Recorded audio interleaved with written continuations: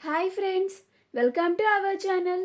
Brahmamudi serial next ఎపిసోడ్లో ఏం జరగబోతోందో ఈ వీడియోలో చూసి తెలుసుకుందాం. అపర్ణని చంపడానికి ప్రయత్నాలు చేస్తున్న రాహుల్ అసలేం జరిగింది అని తెలుసుకోవడానికి ఈ వీడియోని స్కిప్ చేయకుండా ఎండ్ వరకు చూసేయండి.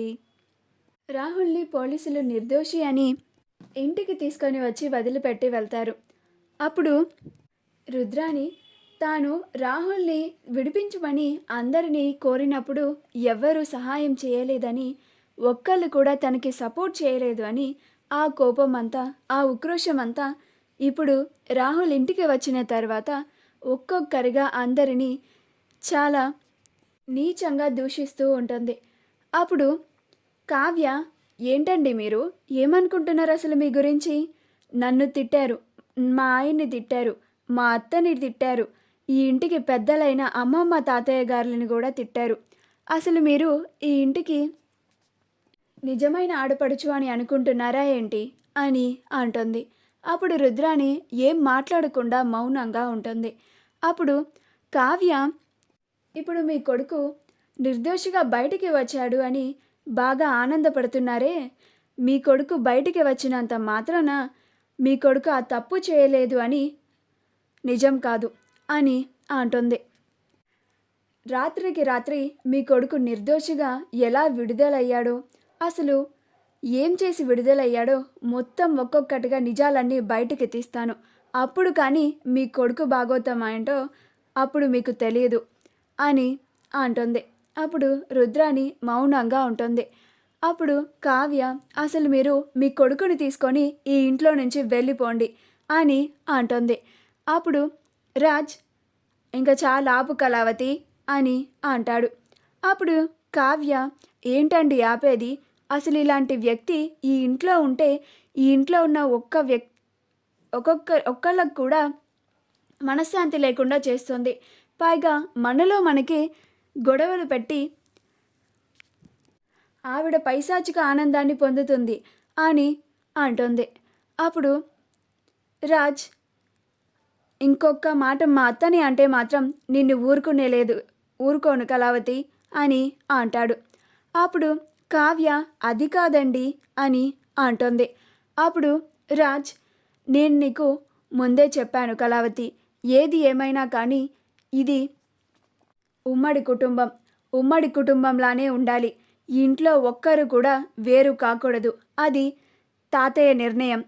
తాతయ్య మాటకి, ఆయన నిర్ణయానికి కట్టుబడి అందరూ ఉండాలి. ఏ ఒక్కరూ అది తప్పకూడదు. ఇప్పటికే కళ్యాణ్ విడిగా ఉంటున్నాడని తాతయ్య చాలా బాధపడుతున్నారు. ఇంకా ఈ ఇంట్లో నుంచి ఏ ఒక్క వ్యక్తి కూడా బయటికి వెళ్ళడానికి వీలు లేదు అని అంటాడు. అప్పుడు కావ్య ఇంకేం మాట్లాడకుండా మౌనంగా ఉంటుంది. అప్పుడు రాహుల్ నిర్దోషి అని చెప్పి పోలీసులే ఇంటి దగ్గర దిగపెట్టి వెళ్ళిపోయారు కదా, ఇంకా ఈ డిస్కషన్ ఇక్కడితో ఆపేస్తే అందరికీ మంచిది అని అంటాడు. ఇంకా అప్పుడు అందరూ ఎవరి గదుల్లోకి వాళ్ళు వెళ్ళిపోతారు. రాజ్ కూడా వాళ్ళ గదికి వెళ్ళిపోతాడు. కావ్య వాళ్ళ గదికి వెళ్ళగానే రాజ్ కోపంగా నుంచొని ఉంటాడు.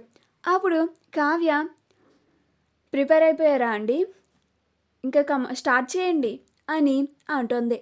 అప్పుడు రాజ్, ఏంటిది మొదలుపెట్టేది అని అంటాడు. అప్పుడు కావ్య, తిట్ల దండకం అండి, ఎప్పుడు నాకు ఇది మామూలే కదా అని అంటుంది. అప్పుడు రాజ్, మరి నీకు నేను ఎన్నిసార్లు చెప్పాలి కళావతి, అలా ఎలా నువ్వు మా అత్తని రాహుల్ని ఇంట్లో నుంచి వెళ్ళిపోమంటావు అని అంటాడు. అప్పుడు కావ్య, ఆవిడలాంటి వాళ్ళు ఈ ఇంట్లో లేకపోతేనే ఈ ఇంట్లో ఉన్న వాళ్ళందరికీ మంచిదండి, అందుకే అలా అన్నాను అని అంటుంది. అప్పుడు రాజ్, ఈ ఇంట్లో ఉన్న మనుషుల్ని వేరు చేద్దామని చెప్పి ధ్యేయంగా పెట్టుకున్నావా ఏంటి అని అంటాడు. అప్పుడు కావ్య మళ్ళీ రాజ్ తనని అపార్థం చేసుకున్నాడని అలానే మౌనంగా ఉండిపోతూ ఉంటుంది. అప్పుడు కావ్య, అసలు మీరు నన్ను ఎప్పుడు అర్థం చేసుకున్నారని, నేనన్న మాటలు మీకు అర్థం అవ్వడానికి అని అంటుంది. నేను ఏం చేసినా ఈ ఇంట్లో వాళ్ళు సంతోషంగా ఉండడానికే చేస్తానండి అని అంటుంది. అప్పుడు రాజ్, ఏమైనా కానీ ఈ ఇంట్లో పెద్దవాళ్ళు ఉన్నారు. వాళ్ళు చెప్పినట్లుగానే ఈ ఇంట్లో అంతా జరగాలి అని అంటాడు. అప్పుడు కావ్య మౌనంగా వెళ్ళి నిద్రపోతుంది. మరుసటి రోజు రాజ్ హాల్లో అందరూ ఉన్నప్పుడు వాళ్ళ దగ్గరికి వచ్చి, అమ్మమ్మ, నానమ్మ, రేపు మన కళ్యాణ్ పుట్టినరోజు అని అంటాడు. అప్పుడు ధాన్యలక్ష్మి అక్కడే ఉంటుంది. రాజ్ని అలానే చూస్తూ ఉంటుంది. అప్పుడు ఇందిరాదేవి, అవును నాన్న, నాకు గుర్తుంది అని అంటుంది. అప్పుడు రాజ్, ప్రతి సంవత్సరం చేసేలాగానే రేపు వాడి పేరు మీద గుళ్ళో పూజ చేయించి అన్నదానం ఏర్పాటు చేస్తున్నాను నానమ్మ అని అంటాడు. అప్పుడు ఇందిరాదేవి, చాలా మంచి పని చేస్తున్నావు నాన్న, అలానే చెయ్యి అని అంటుంది.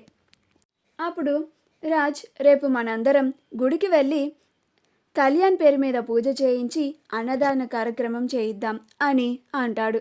అప్పుడు అపర్ణ, రేపు గుడికి మీరందరూ వెళ్ళండి, నాకు ఆరోగ్యం అంతగా బాగోవడం లేదు, నేను ఇంట్లోనే ఉంటాను అని అంటుంది. అప్పుడు కావ్య, మీరందరూ వెళ్ళండి, అత్తయ్య గారికి తోడుగా నేను ఉంటాను అని అంటుంది. ఇది విని ఇందిరాదేవి, సరే, మీ ఇద్దరు అత్తాకోడళ్ళు ఇంట్లోనే ఉండండి, మేమందరం గుడికి వెళ్ళి అన్నదానం పూజ అన్నీ జరిపించుకొని వస్తాము అని అంటుంది. ఆ తరువాత రాహుల్ రుద్రాణితో, మామ్, ఇదే మనకి మంచి అవకాశం అని అంటాడు. అప్పుడు రుద్రాణి, ఏం మాట్లాడుతున్నావు రాహుల్ అని అంటుంది. అప్పుడు రాహుల్, రేపు ఇంట్లో ఎవ్వరూ ఉండరు, అందరూ గుడికి వెళ్తారు, ఇంట్లో అపర్ణ అత్తయ్య ఆ కావ్యనే ఉంటారు, ఈ టైంలో అపర్ణ అత్తయ్యకి ఏం జరిగినా కానీ అది ఆ కావ్య పైకే వస్తుంది అని అంటాడు. అప్పుడు రుద్రాణి, అంటే ఏంట్రా అని అంటుంది. అప్పుడు రాహుల్, అపర్ణ అత్తయ్యని చంపేద్దాం, అప్పుడు అది కావ్య మీదకే వస్తుంది, ఇంకా ఇంట్లో ఎవ్వరు ఉండరు కాబట్టి అందరూ కావ్యే చేసింది అని అనుకుంటారు, ఇక జీవితంలో రాజ్ కావ్యని క్షమించడు, అసలు కావ్య మొహాన్నే చూడడానికి ఇష్టపడడు కూడా, అప్పుడు ఆ కావ్యని ఈ ఇంట్లో నుంచి గెంటేస్తాడు అని అంటాడు. అప్పుడు రుద్రాణి, రేయ్, ఏంట్రా నువ్వు, నేను మనుషుల్ని మానసికంగా కుంగదీయాలి, వాళ్ళని ఇంట్లో నుంచి గెంటేయాలి అనుకున్నాను, కానీ నీలాగా ఎప్పుడు ఇలా చంపేయాలి అని అనుకోలేదురా అని అంటుంది. అప్పుడు రాహుల్, లేదు మామ్, అపర్ణ అత్తయ్యని చంపేయాలి అని అంటాడు. మా వీడియో కనుక మీకు నచ్చినట్లయితే లైక్ చేయండి, షేర్ చేయండి, మా ఛానల్ని సబ్స్క్రైబ్ చేసుకోండి, పక్కనే ఉన్న బెల్ ఐకాన్ని క్లిక్ చేయడం మాత్రం మర్చిపోకండి.